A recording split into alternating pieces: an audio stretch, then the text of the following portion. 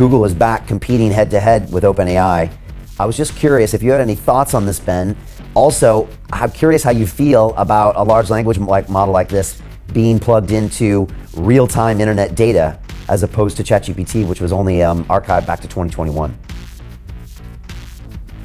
I think these are all pretty obvious developments. I mean, it was clear that ChatGPT not being trained on data up to the minute was just a sort of random artifact of when they chose to release it. Like there's no fundamental obstacle to training transformer neural nets on up to the minute data, and I mean there's no fundamental obstacle to making a transformer that you can update real time as new data comes in. I mean, OpenAI didn't do it that way at first just because they were basically creating a research project that came out cooler than they thought, so they decided to release it early, right? And I think Google catching up to OpenAI in LLMs is almost inevitable. I mean, Google invented transformer neural nets within Google Brain, right? And I mean, Google Deepmind and Google Brain, you know, either one of those independently is a far stronger AI team than OpenAI in a lot of ways. I mean, OpenAI, they made a different call in terms of narrow focusing a lot of resources only on training big transformer models and then putting them out as product even when they were like really early stage prototyping with a lot of weird aspects. And Google didn't make either of those calls, right? Like, even though they invented transformers, they didn't like double and triple down on them like OpenAI did. And they had very cool transformers in Lambda, and they chose not to release them publicly because they were too iffy in terms of giving screwball responses, right? So I mean, Google made a bunch of calls that were questionable on the business side in hindsight, but clearly they're super strong on AI in general and on transformers, which they invented in particular, right? So it's pretty obvious that OpenAI's lead is temporary, right? Now, that doesn't mean OpenAI's lead is meaningless. I mean, Microsoft also has really, really strong AI R&D division in Microsoft Research, generally speaking, in many ways stronger than OpenAI also, although not in the specific domain of transformers. So I mean, OpenAI / Microsoft are certainly, you know, they're viable competitors to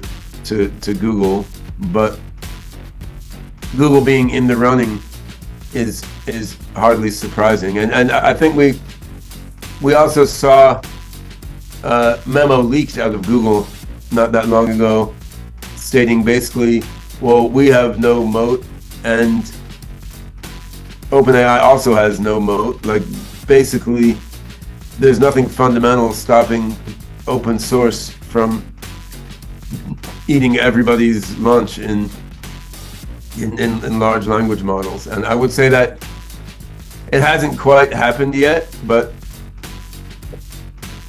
you can clearly see that avenue unfolding. I mean, right now, Facebook's Llama model, which was leaked onto the internet with a little help from 4chan, right? I mean, so Facebook put the model out there, but they didn't release the weights, which is a key part of what makes the model do stuff. Then that was somehow leaked into 4chan, then everyone had it. Then Facebook was like, okay, fine, everyone can have it for non-commercial purposes. The amount of work that's been done on the open source Llama model just in the last weeks has been tremendous. Right now GPT-4 seems smarter than Llama. Llama's around the GPT 3.5 level, it seems like.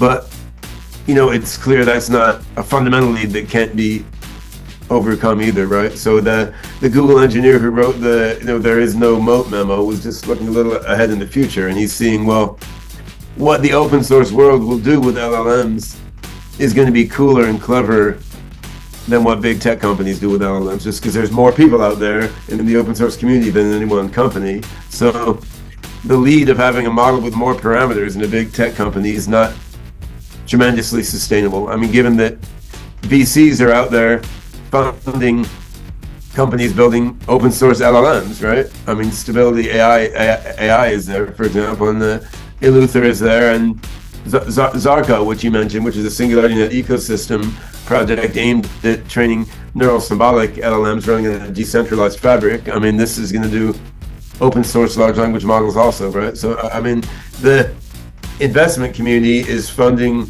smaller tech companies with open source friendly business models. There's no fundamental reason OpenAI is going to maintain a lead there, nor that Google is going to maintain a lead there, really. So, I mean, what we're seeing is pretty much the inevitable catch-up of everyone else to OpenAI.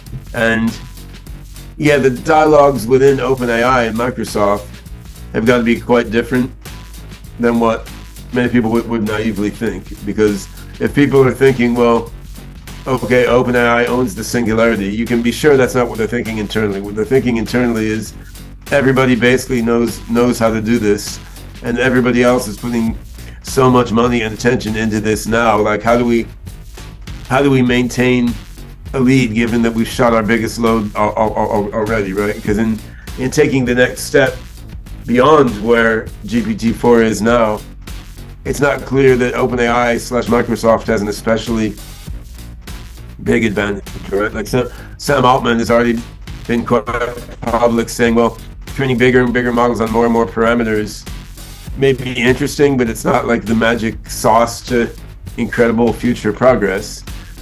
But if the magic sauce to incredible future progress is coming up with a fundamentally altered or improved transformer architecture, or if it's, say, hybridizing a transformer with a knowledge graph and reasoning on that knowledge graph, right, then it's not clear that in taking those further steps, OpenAI has such a huge advantage. I mean, if it's coming up with a better variation of the transformer architecture, well, why not Google, who invented transformers in the first place, right? And if it's hybridizing transformers with logical reasoning engines and other forms of AI, like, why not, for example, us, Singularity Net, Zarko, True AGI, right?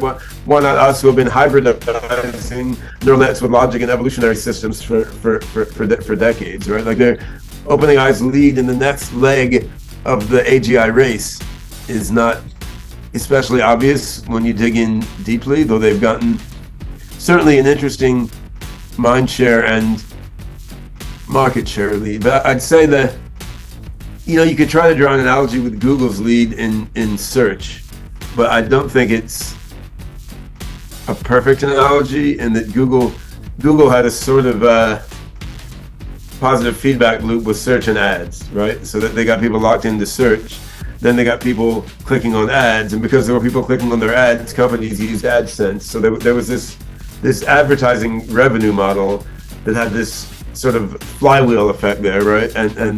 And their lead in search sort of boosted this flywheel of people clicking on ads and people placing ads. So there was a sort of increasing returns revenue model associated with ads that tied in with their early lead in search. And we don't see that OpenAI has that now, right? Like, they don't have some amazing new revenue model innovation that they're boosting with their early lead in the conversational LLM market, right? I mean, their way of making money is API calls and subscriptions, but anyone can do that, right? That doesn't have these sort of flywheel increasing returns dynamics that gives you more defensibility. In fact, it's not really clear how Google or Microsoft will make money from these things, right? I mean, because they sort of,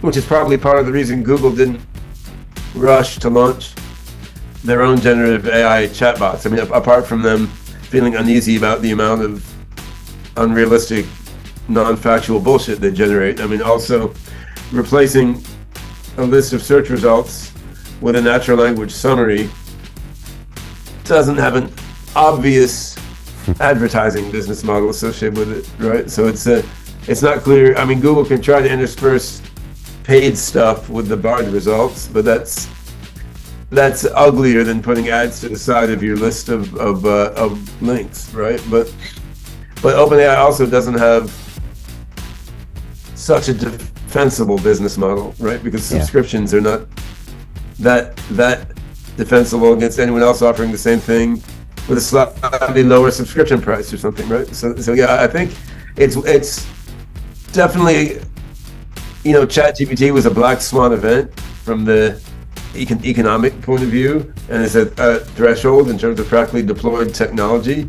But it's really like opening up a new era, and things are pretty wide open in this new era, and it's not at all clear if OpenAI will be the Google or the Yahoo of this new era. Please make sure to like the video and subscribe to our channel. Leave us a comment down below about what topics you would like to see covered next. Thanks for watching.